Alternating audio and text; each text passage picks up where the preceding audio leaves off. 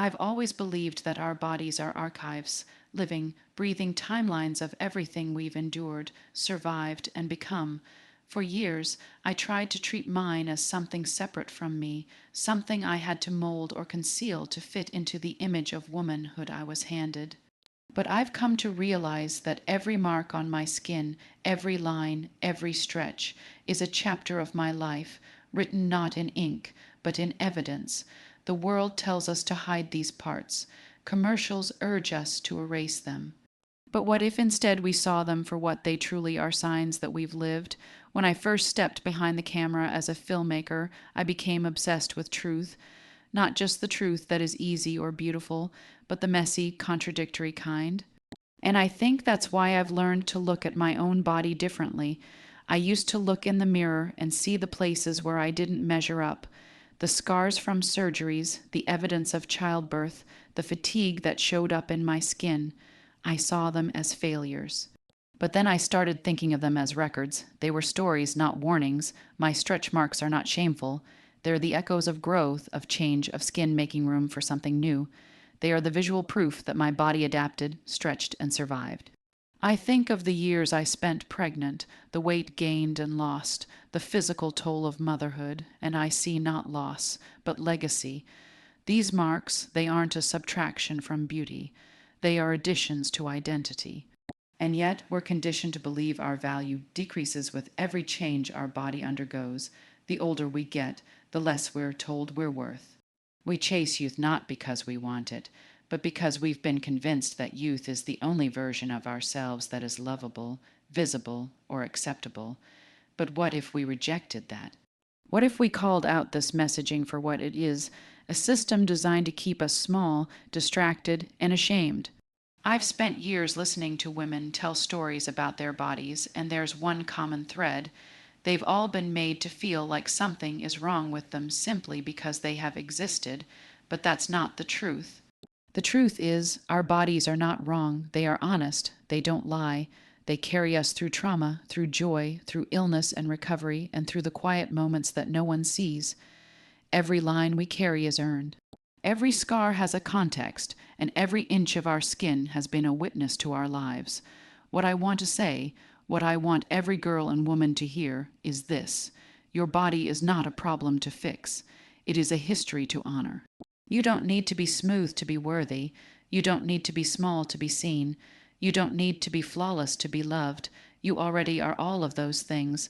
There's power in taking ownership of your story, in reclaiming your body as something sacred instead of something to correct. It's radical, honestly, to say, this is who I am and I'm not hiding it. But I believe that every time one of us chooses that truth over shame, we all get stronger. So if you see stretch marks, see survival. If you see scars, see resilience. And if you see a body that's changed, see a life that's been lived and is still living, because there is nothing more powerful than a woman who refuses to apologize for being real. I used to believe beauty was something external, something you reached, attained, performed. As a young girl in the public eye, I learned quickly that my value was tightly linked to how closely I could match an image, often someone else's idea of perfection. I learned how to be admired, how to be photographed, how to shrink myself to fit a frame I hadn't chosen, and like so many women, I mistook comparison for motivation. I thought if I could just look like her, whoever she was that day, then I would finally feel at home in my own skin. But comparison is a thief.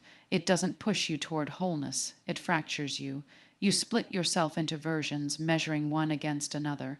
It took me years, decades even, to understand that self-love cannot coexist with comparison. They do not live in the same house. We live in a culture that profits from our insecurities.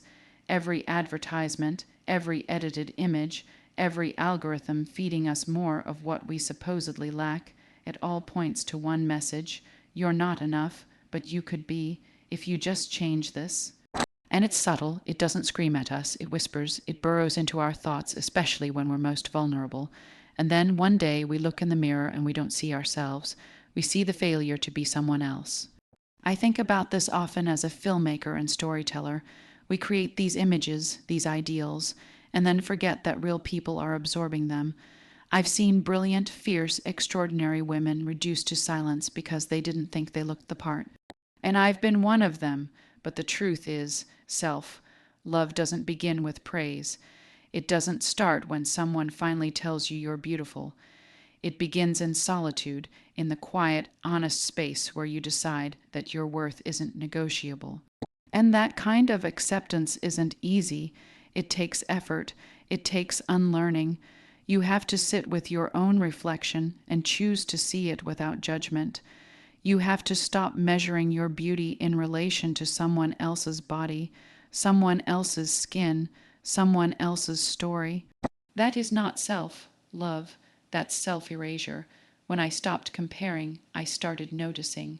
I noticed how much tenderness lived in the lines around my eyes, lines that came from laughter, sleepless nights, long days on set. I noticed the way my body moved differently after having children's, lower maybe, but steadier.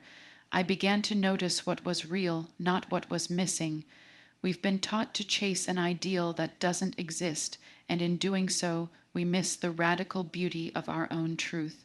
You don't become lovable by transforming into someone else. You become whole by returning to yourself. That's where peace lives, not in the mirror, but in the relationship you build with yourself when no one's watching. So if I could say one thing to every woman feeling less than because she doesn't look like the filtered faces she sees online, it would be this: stop chasing what was never yours to begin with. The goal was never to become her. The goal is to become you completely, courageously, unapologetically, because love is not a competition, it's a homecoming, and you can't arrive if you're too busy walking someone else's path. For the longest time, I confused self-worth with progress. I thought if I could just improve enough, look better, be better, feel better, then I'd finally feel like I belonged inside my own body.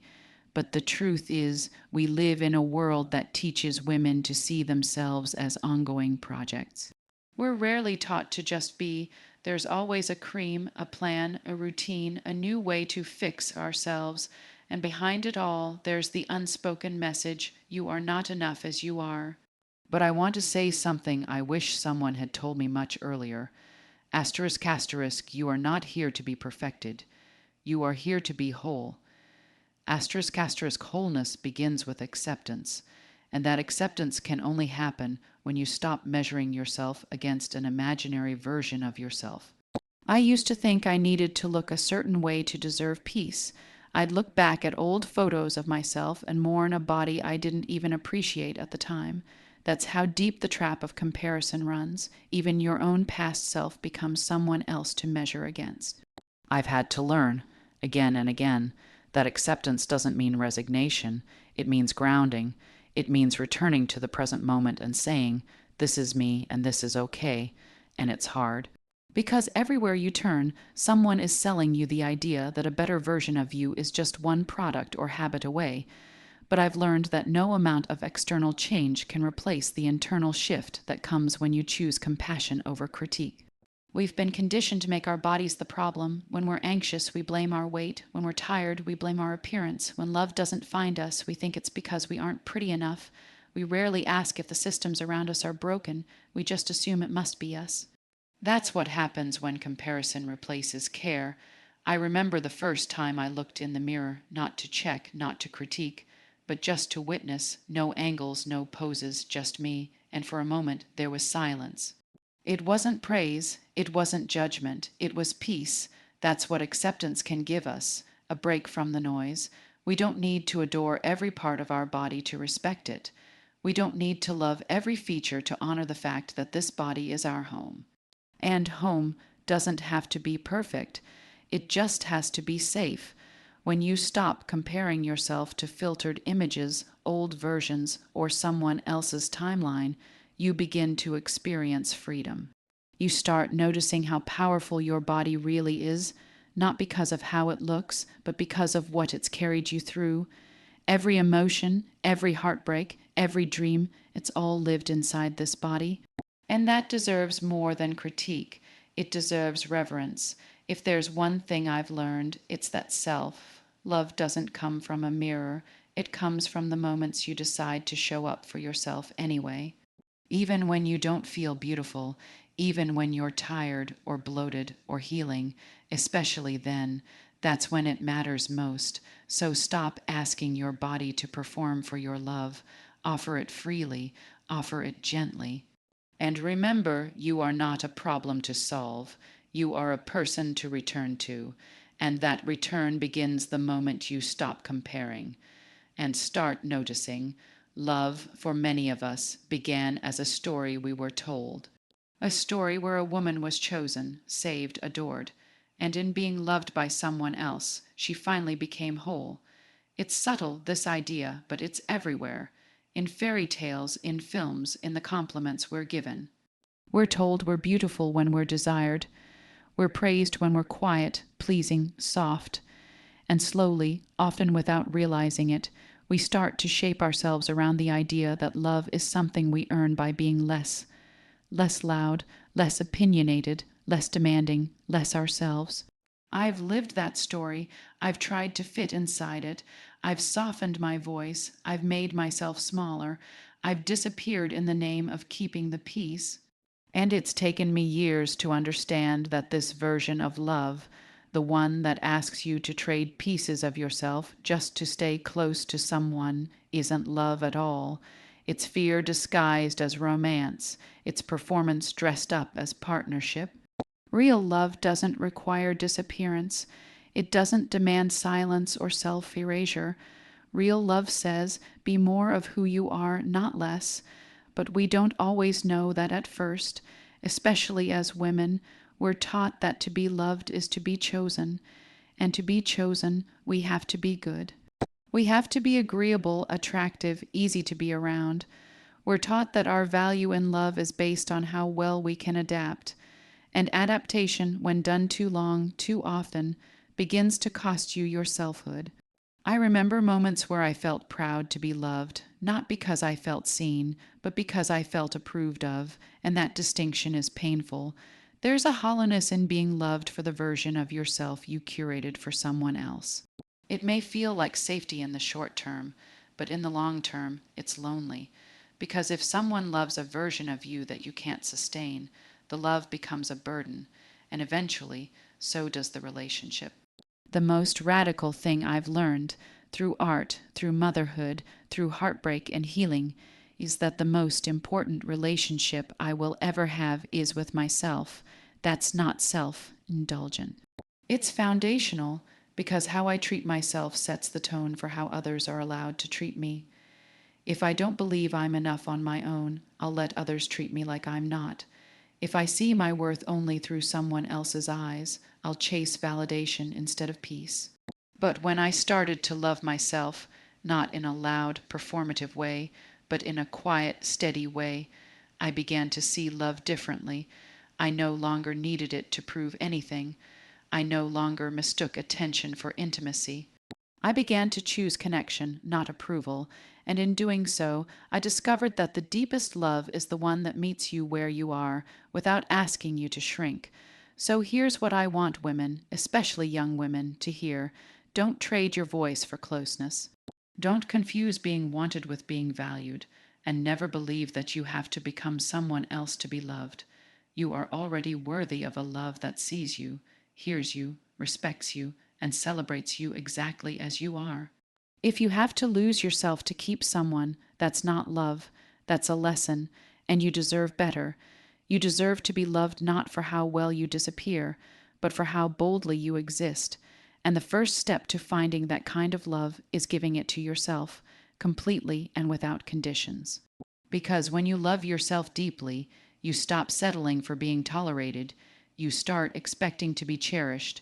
I often think about all the things we weren't told, about our bodies, about sex, about the emotional terrain that comes with both. When I was younger, the conversations were either clinical or completely silent.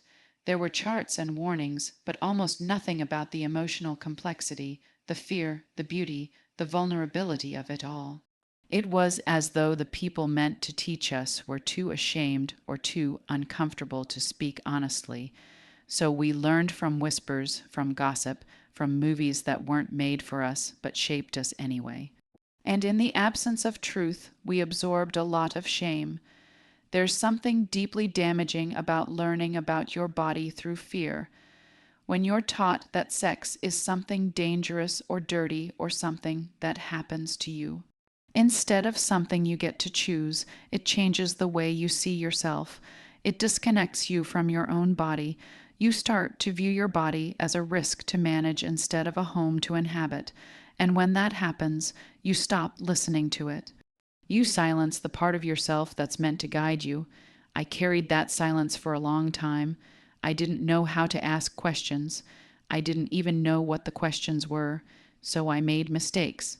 I consented when I wasn't ready, not because I felt empowered, but because I didn't want to seem difficult.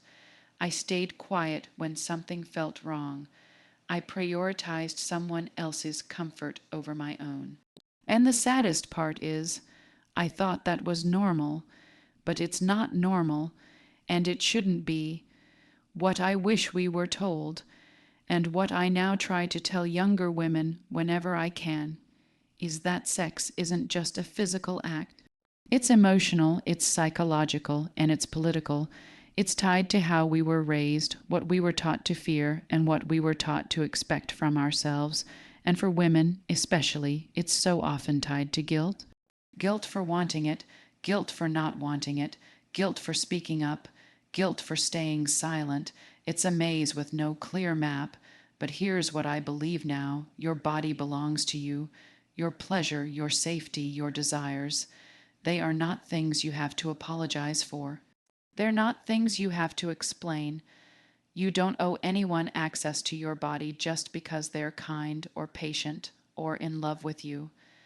And sex, when it is chosen freely, when it is rooted in trust and communication, is not shameful. It is powerful, it is beautiful, and it can be healing. We need to stop pretending that teaching girls to be afraid will protect them. It doesn't. All it does is make them ill-equipped to advocate for themselves. What protects us is knowledge.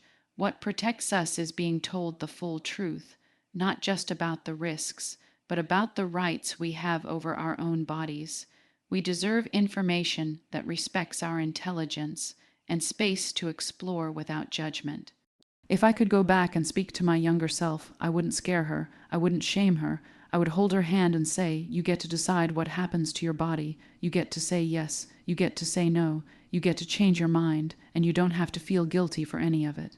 Because when women are educated, when we are empowered, when we are taught to trust ourselves instead of silence ourselves, that's when everything changes, not just for us, but for everyone around us. The truth is, we've always been enough.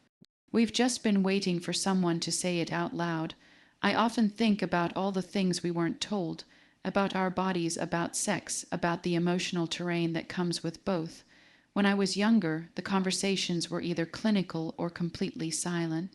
There were charts and warnings, but almost nothing about the emotional complexity, the fear, the beauty, the vulnerability of it all. It was as though the people meant to teach us were too ashamed or too uncomfortable to speak honestly.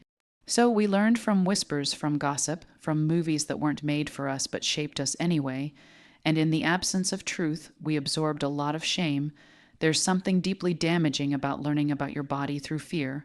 When you're taught that sex is something dangerous or dirty or something that happens to you instead of something you get to choose, it changes the way you see yourself.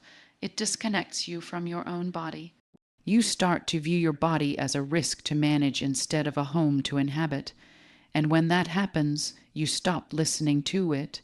You silence the part of yourself that's meant to guide you. I carried that silence for a long time.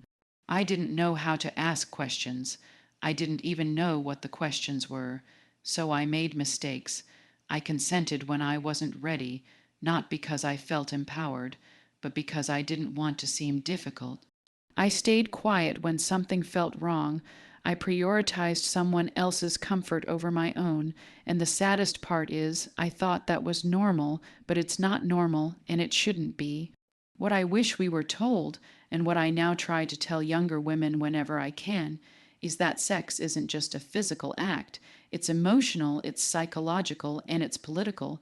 It's tied to how we were raised, what we were taught to fear, and what we were taught to expect from ourselves. And for women, especially, it's so often tied to guilt: guilt for wanting it, guilt for not wanting it, guilt for speaking up, guilt for staying silent. It's a maze with no clear map. But here's what I believe now: your body belongs to you. Your pleasure, your safety, your desires, they are not things you have to apologize for. They're not things you have to explain. You don't owe anyone access to your body just because they're kind or patient or in love with you. And sex, when it is chosen freely, when it is rooted in trust and communication, is not shameful. It is powerful, it is beautiful, and it can be healing. We need to stop pretending that teaching girls to be afraid will protect them. It doesn't. All it does is make them ill-equipped to advocate for themselves.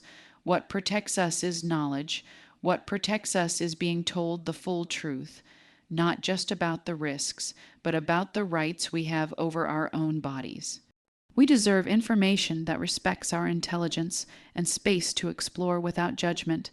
If I could go back and speak to my younger self, I wouldn't scare her. I wouldn't shame her. I would hold her hand and say, "You get to decide what happens to your body. You get to say yes. You get to say no. You get to change your mind, and you don't have to feel guilty for any of it." Because when women are educated, when we are empowered, when we are taught to trust ourselves instead of silence ourselves, that's when everything changes, not just for us, but for everyone around us. The truth is, we've always been enough. We've just been waiting for someone to say it out loud. Growing up, I never really understood the word beauty. I knew what it looked like in magazines. I knew what it was supposed to sound like in compliments. I knew the girls who were called it and the girls who were not, but it never felt like something I could define on my own. It was always handed to me, framed by someone else's lens, someone else's preference. So much of being a girl, a woman, has been shaped by trying to meet definitions we didn't write, and for a long time I didn't question that.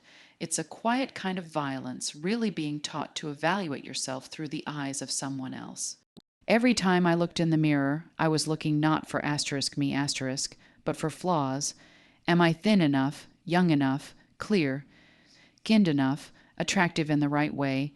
I wasn't looking to *C* myself. I was looking to pass inspection. And that's what we've been taught to do, not to be, but to perform. When I started directing, I began to understand just how constructed beauty really is. On set, I'd watch actors be lit, touched up, adjusted, edited, so many layers between reality and what ends up on screen. And yet that final image is what we compare ourselves to. It's devastating how we measure our worth against fiction. But here's what's even more powerful: we can choose not to. We can decide to redefine beauty on our own terms in our own language. For me, that redefinition started with grief, with illness, with motherhood, with moments where my body no longer looked or felt the way I was told it should. I had to choose whether to keep punishing myself or start honoring the body that had carried me through it all. That shift didn't come with fanfare. It came quietly, like most truths do. One day, I simply decided I was tired of hating myself. I wanted to live, and I couldn't do both. I started to see beauty in different places, lines around my eyes that told stories, softness in my stomach that held memories, hands that had held pain and comforted children. I realized beauty was not youth. It was presence. It was honesty. It was choosing to be visible in a world that profits off your insecurity. That is not just beautiful. It's revolutionary. We don't talk enough about how powerful it is to show up as you are. Not after you lose weight, not after you clear your skin, not after you've healed completely, just now, as you are. That act alone, of being visible, unfiltered, unapologetic, is a rebellion against every message that has ever told you to shrink. We've been asked to hide so much of ourselves, to cover up, quiet down, smooth over. But there's nothing more beautiful than a woman who has stopped asking for permission. A woman who looks in the mirror and sees not a list of flaws, but a whole living, breathing person. A woman who reclaims beauty from the marketplace and gives it back to herself. So if you're waiting for someone to declare you beautiful, stop. You have that power. You always did. You are allowed to write your own definition. You are allowed to decide that beauty is not a shape, a weight, a trend, but a truth you carry already in your body and your voice. And the moment you stop chasing someone else's version of beauty is the moment you begin to live in your own.